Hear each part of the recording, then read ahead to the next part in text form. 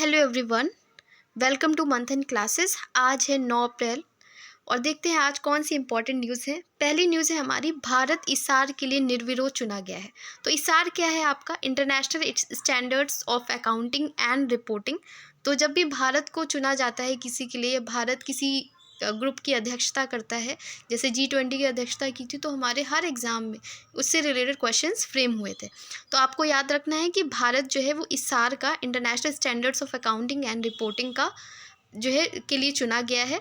इसे आप याद रखिएगा। अब इसकी भूमिका क्या होती है, रोल क्या होता है? अंतर्राष्ट्रीय लेखांकन और रिपोर्टिंग मानकों का विकास करना। जो अकाउंटिंग से रिलेटेड है, रिपोर्टिंग मानक है, उसका विकास करने में इसार की मेन भूमिका है। और कार्यकाल आपसे पूछा जा सकता है, तो कार्यकाल आप याद रखिएगा 2025 से 2027। नेक्स्ट जो हमारी न्यूज़ है वो है भारत नेपाल सुप्रीम कोर्ट के बीच न्यायिक सहयोग हेतु समझौता। तो भारत हमारा नेबरिंग कंट्री है और कई सारे विवाद भी चलते रहते हैं, बट हम सहयोग में भी रहते हैं। जैसे काली विवाद से रिलेटेड नेपाल के साथ में हमारा रहता है। लेकिन अभी हालिया न्यूज़ ये है कि भारत और नेपाल का जो सुप्रीम कोर्ट है, उन्होंने न्यायिक सहयोग हेतु समझौता किया है। तो इसमें क्या है कि न्यायपालिका के बीच आपसी सहयोग को बढ़ावा देना है और हम जो भी हेल्प कर सकेंगे, जो भी हमारे यहाँ का जो जस्टिस सिस्टम है, उसके थ्रू हम उन्हें समझा सकेंगे। अगर ये पूछा जाए कि भारत के मुख्य न्यायाधीश कौन है, संजीव खन्ना है, किस नंबर के हैं, ये आप कमेंट सेक्शन में बताएंगे। और नेपाल के मुख्य न्यायाधीश कौन है? प्रकाश मान सिंह राउत। नेक्स्ट जो हमारी न्यूज़ है वो है भद्राचलम तेलंगाना में नवीनीकृत जनजातीय संग्रहालय का उद्घाटन हुआ है। तो अभी नया एक जनजातीय संग्रहालय न्यूज़ में रहता भी है, तो आप याद रखिएगा कि एक नया जनजातीय संग्रहालय कहाँ किया गया है? भद्राचलम तेलंगाना में। और तेलंगाना के जो राज्यपाल कौन है? जिष्णु देव वर्मा। वहाँ के जो CM है उनका आप नाम बताइएगा कमेंट सेक्शन में। और जनजातीय सांस्कृतिक विरासत के संरक्षण हेतु नवीनीकृत संग्रहालय का उद्घाटन किया गया है, इसे आप याद रखिएगा। नेक्स्ट जो हमारी न्यूज़ है वो है भारत इजराइल कृषि सहयोग समझौता।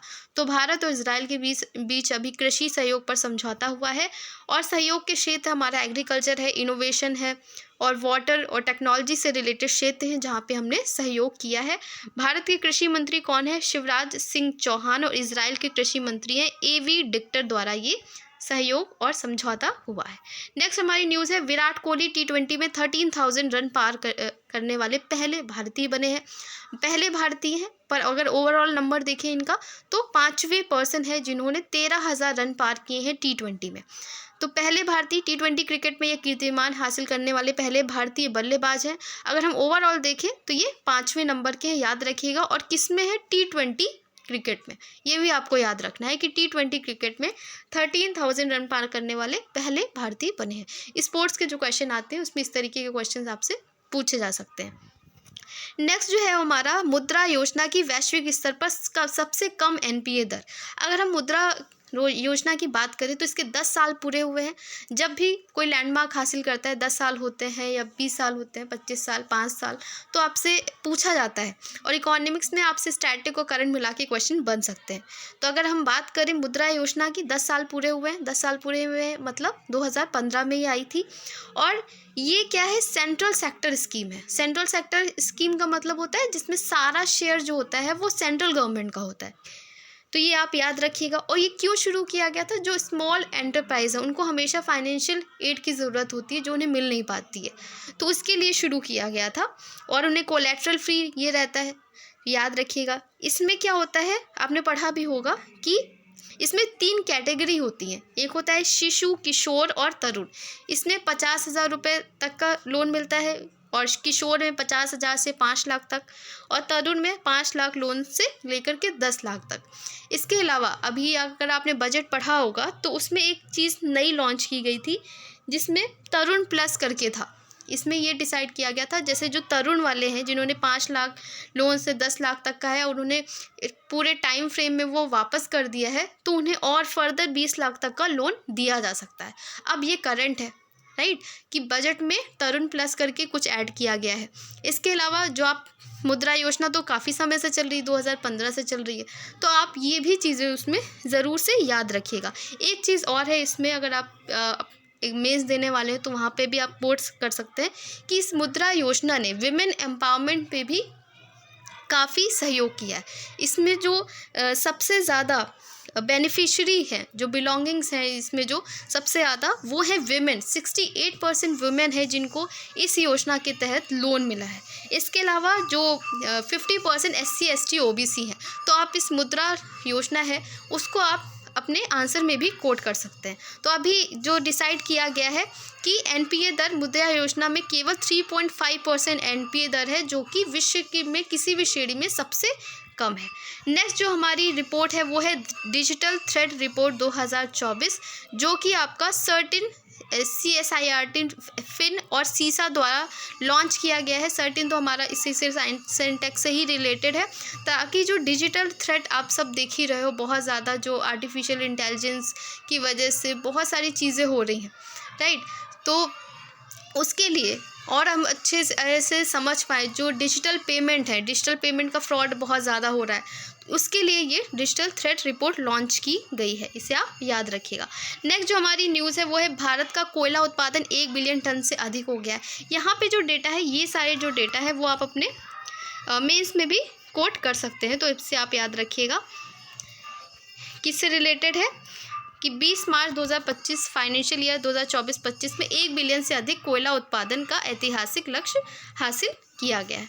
नेक्स्ट जो हमारी न्यूज़ है वो है भारत श्रीलंका रेलवे सहयोग। तो अभी हमारे जो माननीय प्रधानमंत्री मोदी जी हैं वो श्रीलंका की यात्रा पर है। वहाँ पे उन्होंने रेलवे लाइन जो है माहो ओमान थाई रेलवे लाइन का उद्घाटन किया है। तो स्टेटमेंट वाइज क्वेश्चन आपसे बन सकते हैं कि अभी हाल ही में माहो ओमान थाई रेलवे स्टेशन का प्रधानमंत्री मोदी द्वारा अनावरण किया गया है, ये किस देश से रिलेटेड है, तो आप याद रखिएगा श्रीलंका से रिलेटेड है। बाकी काफ़ी डिप्लोमेटिकली भी वो काफ़ी अच्छा उन्होंने हैंडल किया है। तो श्रीलंका सरकार ने 14 भारतीय मछुआरों को रिहा कर दिया है। नेक्स्ट जो हमारी न्यूज़ है वो है डेज एंड थीम से रिलेटेड। विश्व स्वास्थ्य दिवस जो है कब मनाया जाता है? 7 अप्रैल 2025 को मनाया जाता है। थीम इसकी क्या है? Healthy beginnings hopeful future. Theme आपको याद रखनी है। और ये क्यों? WHO की 77वीं वर्षगांठ के उपलक्ष्य में मनाया गया है। कब मनाया जाता है? 7 अप्रैल को मनाया जाता है। डेट, थीम, क्यों मनाया गया है, सब आपको याद रखना है। एग्जाम में क्वेश्चन अब थोड़े से कॉन्सेप्चुअल आ रहे हैं। नेक्स्ट जो न्यूज़ है हमारी, वक्फ संशोधन अधिनियम 2025 फाइनली लागू हो चुका है। अब इसे संसद द्वारा पारित था और राष्ट्रपति की मुहर भी लग चुकी है। तो वहाँ पे और इसका किसने स्थान लिया है, मतलब किस अधिनियम का स्थान लिया है इसने? तो 1995 के स्थान पर लागू किया गया है। और जो प्रावधान है वो क्या है कि सभी राज्य वक्फ बोर्डों को संपत्तियों के रिकॉर्ड डिजिटल करना अनिवार्य है। सारी चीज़ें डिजिटलाइज हो रही हैं और सभी रिकॉर्ड एक केंद्रीकृत पोर्टल पर अपलोड किए जाएंगे। किसी भी तरीके का कन्फ्यूज़न न रह जाए और सारी चीज़ें एक जगह हो जाए, उसके लिए भी ये व्यवस्था की गई है। और नई व्यवस्थाएं इसमें यह है कि जो गैर मुसलमान हैं को वक्फ बोर्डों में शामिल करने का प्रावधान किया गया है। जैसे महिलाएं हैं, शिया हैं, पसमानदा हैं, बोहरा समुदायों को भी आरक्षण इसमें दिया गया है। नेक्स्ट हमारी न्यूज़ है, राज्यपाल विधेयक दबाकर नहीं बैठ सकते। आपको पता ही होगा तमिलनाडु में जो वहाँ के हैं राज्यपाल हैं, आई थिंक RN रवि करके उनका नाम है। आप बताइएगा if I am not right, तो आप बताइएगा कि वहाँ पे बहुत टाइम से राज्यपाल के पास ये राइट होता है कि वो उसमें अपना कंसेंट दें। तो काफ़ी टाइम से वो बहुत सारे जो बिल्स हैं, वो विधेयक है, वो उस पर नहीं अपनी मुहर लगा रहे हैं, उसको आगे प्रोसीड नहीं कर रहे हैं। तो इसको ध्यान में रखते हुए सुप्रीम कोर्ट ने ये कहा है कि अब वो ऐसा नहीं कर सकते हैं और राज्यपाल जो है वो किसी भी तरीके का अवरोधक ना बने, राइट। वो एक तो ये होता है ना, 2 तरीके से आर्टिकल 200 है आपका, तो वहाँ पे एक ये होता है कि वो अपना जो है चीज़ें लेकर के बैठते हैं, या तो वो राष्ट्रपति के लिए प्रोसीड करते हैं। तो आप जाकर के आज राज्यपाल का जो चैप्टर है उसे ज़रूर रिवाइज़ करिएगा। अभी जो सीमा का निर्धारण किया गया है कि अधिकतम 1 माह तक निर्णय लिया गया है, बहुत ज़्यादा से ज़्यादा 3 माह तक की दी गई है स्वीकृति अभी सुप्रीम कोर्ट के द्वारा। नेक्स्ट जो हमारी न्यूज़ है वो है भारत खाड़ी रक्षा सहयोग में नई मजबूती आई है।